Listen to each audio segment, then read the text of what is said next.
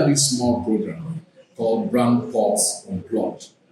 Okay. Brand Pulse Unplugged is dedicated towards the Consumer Value Awards. We want to use it to celebrate the past winners so that they can talk a little bit about their brands on the strength of winning the Consumer Value Awards. Okay. And Spectranet won last year based on value for money, ISP, data plan. Okay, so, and on that basis, we are asking you the very first question, which is about what does the recognition mean to the brand, and how has it impacted your relationship with consumers, subscribers? See, you first of all, that winning this customer value award is actually a tremendous honor and validation of our commitment for our customers to deliver the exceptional value to our customers. But the only thing is that where I feel a little different, that understanding most of the times whenever you talk about this particular brand that value most valuable value for money. Value for money. But I will like to extend this thing a little further, because for us this is not only giving value for money for our customers, because we understand the value of our customers' dreams, their times, because that time part is very important. Their dreams are very important, and that is where Spectranet wants to give more importance, because I feel that this is where our mission that comes into the picture, where we say that we give high speed and the most reliable internet services at the affordable prices, and that is where we come into the picture. Yeah. Okay, so if you say you are the most affordable prices for your consumers, I'll ask this question. Yeah. So what's the key pillars of CVA to the consumer's trust, which is basically what we talk about in consumer value awards. It's mainly about the trust of the consumer. Yeah. So what's your strategy for implementing this trust, ensuring that there is continuity? Yeah. See, Akanti, for us, this is all depend, as you asked, from the strategy point of view. For us, everything starts from the customer. For taking any kind of decisions, we take customers in the center, right? And when we take the customers in the center, our everything, whether it's any decision or any particular initiative, that starts from the customer. For us, customer is not only a person to serve for. We are here for us. Customer is basically an obsession.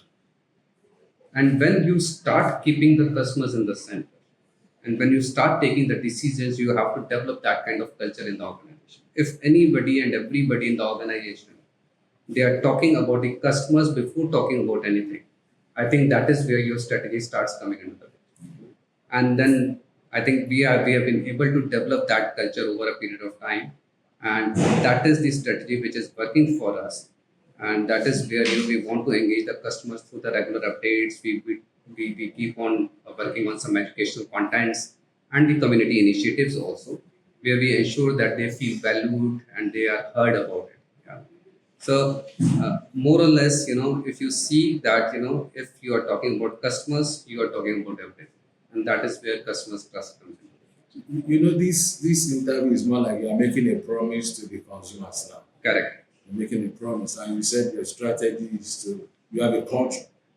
You have a culture on ground now to ensure that the customers are better informed. Right. Now, if you're on that, how do you sustain this your culture, your culture of excellence? How do you sustain it? Is it the quality of service, or is it the quality of pricing, or the innovation? Because the product in the marketplace, how do you sustain it? Yeah. See, there is no one factor that you can contribute. There are so many things which come into the picture. You have to make that complete thing, and you have to have so many balls in the air. When I'm saying so many balls in the air, it's about giving the customer the best service. That is, once the customer has taken your product, it is very important that customer keeps on getting his after sales service absolutely perfect, and that is where we differentiate between the other operators in the market. We give that 24/7 customer service. That's number one. Number two is in the network infrastructure. keep on giving and improving on the network infrastructure. That becomes the second part. And third is the more flexible data plans, where we give this freedom to the customer that he is able to choose from all the available plans according to his requirements.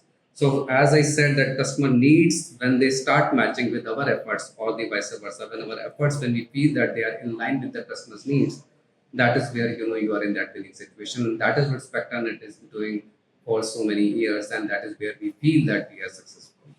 So we can assume that you have a loyalty program.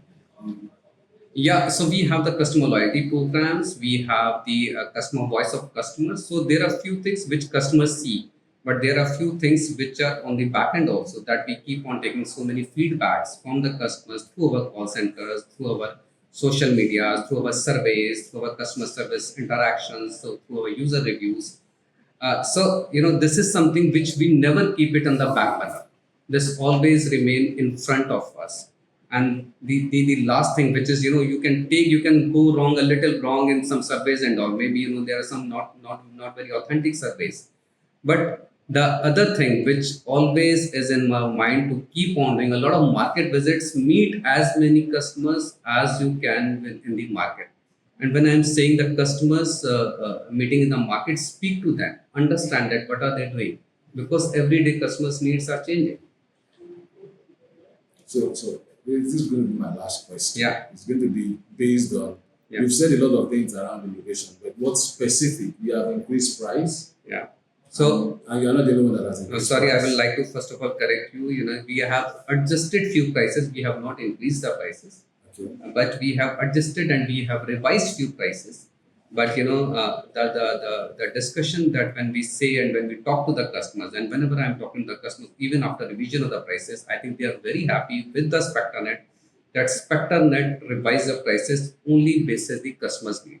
So customer is not feeling pinch of that, because we were very much uh, we were, I will say, we were very aware of the situations of the customers in Nigeria, where we felt that too much of price increase can also hit them. But at the same point of time, we had to see some business interests also.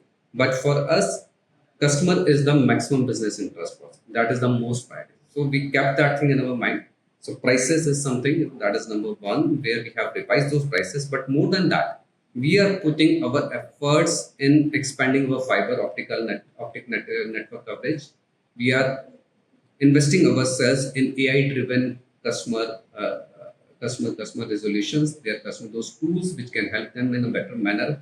We are also exploring the sustainable initiatives also, because for us, not only the customers, for us as a society, this is very important, where we will like to take Nigeria to the next level, and we feel responsible for that. And that is where I will like to thank all the customers, of all our consumers, who feel satisfied and happy and delighted.